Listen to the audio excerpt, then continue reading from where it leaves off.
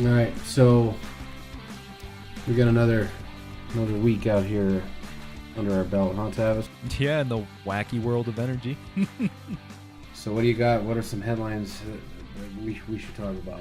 Well, this week, I thought it might be a good idea to expand on it a little bit, but last week we got into the weeds with the conflict between Saudi Arabia, Iran, specifically through the Houthi rebels. And now we've got some new news you actually brought to the table and how that conflict is changing. Yeah, no, that's very interesting. So over the weekend, there were more attacks, right? There was footage of an oil facility on fire in Saudi, and again, same story. Houthi backed, Iran backed Houthi rebels, attacking Saudi oil facilities. But then they came out, and I guess I'm not going to say this is a bad thing, but citing a Barron's article from today, March 29th, right now, and some of our listeners might have already seen a headline around this or something, but essentially, Iran this week offered its support for a ceasefire plan. To basically, Iran's telling Saudi, "Hey, you know what? Let's do a ceasefire and talk about not, having our those Houthi rebels continue to aggravate your facilities, right?"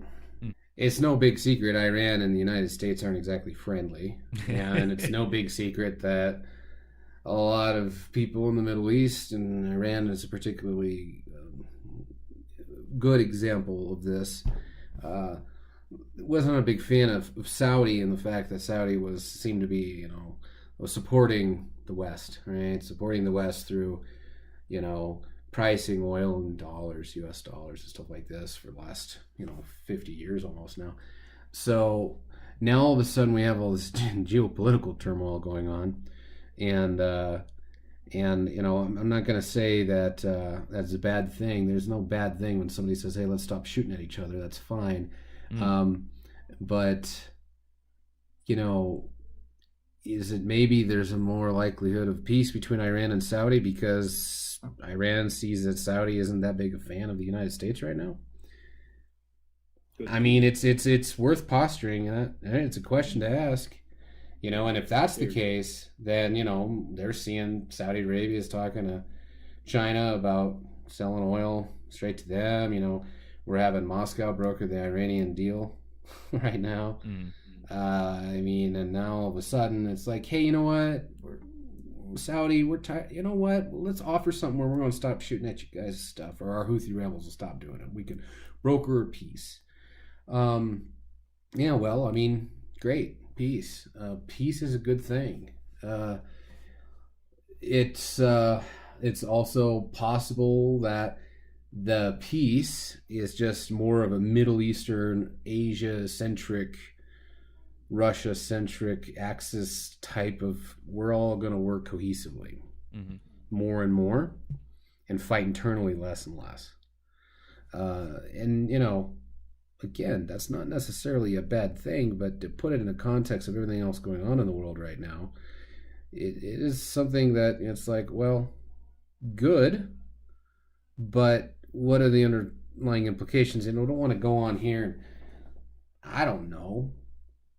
I don't know what's going on in the minds of these diplomats or these generals or these presidents or heads of state. I don't know. Right, because there's lots of things to consider, but there's a non-zero chance that it could be a sort of the enemy of my enemy is my friend situation. Yeah, we could be, so it's something that I think is worth monitoring if you're in this industry and trying to stay aware of what's going on, geopolitically, macro, and all that stuff. It's just these little nuanced things, um, So I mean, it's worth having, ask a question or two about it. It's not hurt nothing. What else do we have? Well, also, it seems, according to some sources, that Russian oil companies are stopped up. And by that, I mean local production is being halted because companies are saying, hey, our storage is full. We're turning off the pipelines. We've got nowhere to put this because there's a lot of countries who have been self sanctioning and buying oil from elsewhere.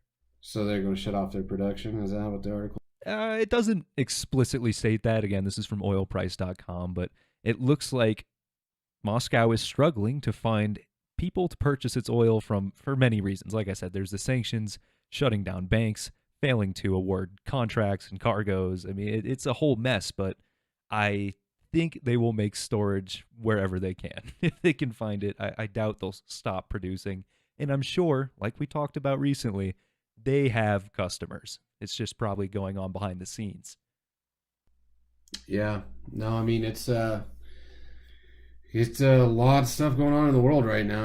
We have um, seems to be just a whole big shift is kind of starting to geopolitical shifting is happening. What kind of shift are we looking at? Shift of power? Yeah, I think it just goes more and more that I think the biggest macroeconomic news is this desire for a part of the world to not be forced to use the US dollar system. Mm-hmm. Right? Now I'm just not going to say that won't be a primary one for a long, long time. But to be, hey, you can't get oil, you can't transport oil, you can't sell oil, you can't do any of that. You can't trade energy.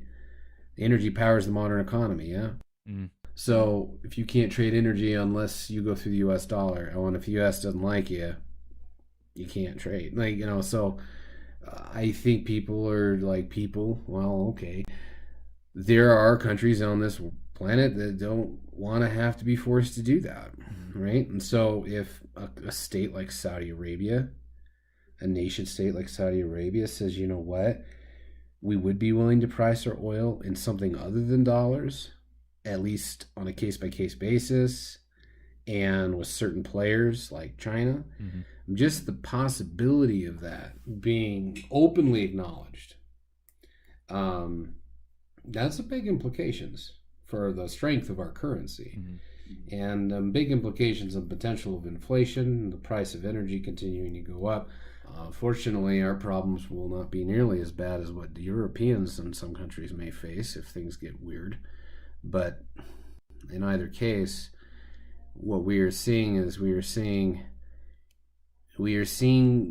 statements being made publicly, things being done, like physically, like missiles flying around, that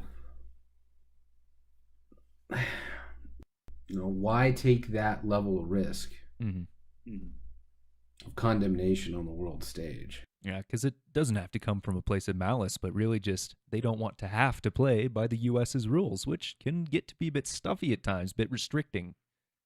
Yeah, so it's unfortunate that a lot of things are happening. It's unfortunate there's a war at all. It's unfortunate that innocent people are caught in the crossfire, but the crossfire appears to be set up by governments that aren't maybe economically aligned with their ideals, right? Like, I don't want to use your dollar because I don't believe the things you believe.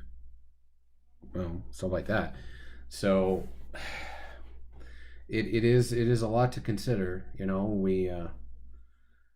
We have oil bouncing around a lot right now. It's pretty volatile. There's things to believe that it'll go up. There's things, those COVID shutdowns again are happening in China. What is it, Shanghai they locked down? Yeah, that's the new news.